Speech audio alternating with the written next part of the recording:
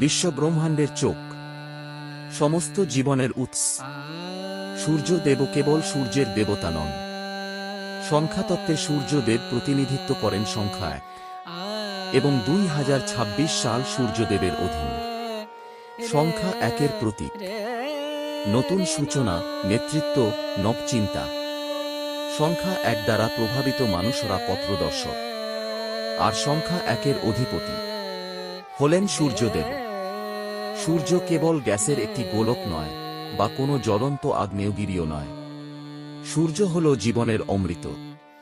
সূর্য না থাকলে দিন ও রাতের অস্তিত্ব থাকত না, ঋতুচক্র থাকত না, ভিটামিন ডি উৎপাদন হতো না, আলোক সংশ্লেষ ও পরাগায়ন ঘটত না, এবং পৃথিবীতে কোনো জীবনই টিকে থাকত না।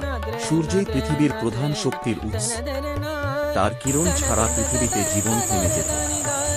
বেদে সূর্য অন্ধকার বিনাশকারী। ঋগ্বেদে সূর্যদেবকে মহিমায় বর্ণনা করা হয়েছে। উদীয়মান সূর্য অন্ধকার দূরকারী, জ্ঞানের দাতা, চেতনার জাগ্রতকারী। আলো ও জ্ঞান অবিচ্ছেদ্য। যেখানে সূর্য আছে সেখানে সচেতনতা আছে। আদিত্য হৃদয়ম, রাম ও সূর্যদেব।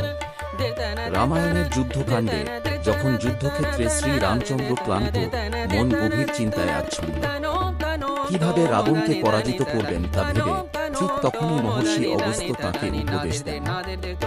আদিত্য হৃদয় স্তোত্র 3 বার জপ করতে। মহর্ষি অগস্ত্যের বাণী অনুযায়ী এই স্তোত্র সমস্ত শত্রুকে বিনাশ করে, ভয় ও ক্লান্তি দূর করে, মনোবল ও আত্মবিশ্বাস জাগ্রত করে, এবং অবশ্যম্ভাবী বিজয় দান করে। এই পবিত্র স্তোত্রে সূর্যকে বলা হয়েছে সমস্ত দেবতার আশ্রয় এবং ব্রহ্মাণ্ডের উৎস। অগস্ত্যের নির্দেশ অনুসারে রাম যখন আদিত্য হৃদয় স্তোত্র পাঠ করেন, সূর্যদেবের কৃপায় তিনি রাবণকে পরাজিত করেন এবং ধর্মের বিজয় প্রতিষ্ঠা করেন। আদিত্য হৃদয়ম, আলোর ঢাল। আদিত্য হৃদয়ম কেবল একটি স্তোত্র নয়, এটি দিব্য আলোর একটি ঢাল। এটি মনের অন্ধকার দূর করে। বিশ্বাস করা হয় বিপদ, রোগ, ভয়, বিভ্রান্তি বা ক্ষতির সময় যে ব্যক্তি এই স্তোত্র পাঠ করে সে কখনো পরাজিত হয় না। বিশ্বাসসহ পাঠ করলে সূর্যদেব সাধককে পথ দেখান। ভয় থেকে নির্ভয়তায়, দুর্বলতা থেকে বিজয়ে, অন্ধকার থেকে আলোয়। মহাভারতে সূর্য সমগ্র অস্তিত্বের আত্মা। মহাভারতের সূচনা সূর্যদেবের স্তব দিয়ে। বিশ্বের চোখ সমগ্র অস্তিত্বের আত্মা, সমস্ত জীবনের উৎস। সূর্যদেব কর্ণের পিতা। সারথী অধিরথের গৃহে লালিত হলেও কর্ণ হয়ে ওঠেন সর্বকালের অন্যতম শ্রেষ্ঠ ধনুর্ধর, এক করুণ বীর এবং কুরুক্ষেত্রের এক কেন্দ্রীয় চরিত্র। সূর্যদেব মন্ত্র জপাকুসুম সংকাশম, কাশ্যপেয়ং মহাদ্যুতিম, তমরিং সর্বপাপগ্নম, প্রন্তস্মি দিবাকরম। যিনি জবা ফুলের মতো দীপ্তিমান, ঋষি কাশ্যপের বংশধর এবং মহাজাগতিক জ্ঞানের ধারক।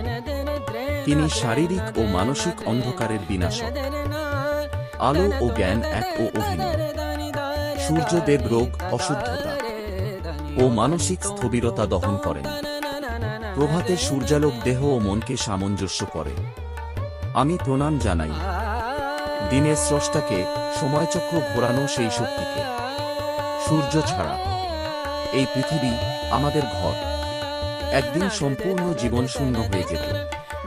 সূর্যদেবের রথটি টানা হয় 7টি ঘোড়ায়।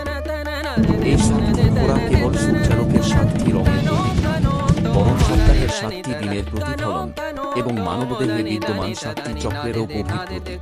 গায়ত্রী, বৃহতি, উষ্ণিক, জগতী, ত্রিষ্টুপ, অনুষ্টুপ ও পঙ্ক্তি। পার্ট 2 খুব শিগগিরই আসছে। আধ্যাত্মিক পথে আমাদের সঙ্গে চলতে লাইক করুন, কমেন্ট করুন, শেয়ার করুন এবং চ্যানেলটি সাবস্ক্রাইব করতে ভুলবেন না।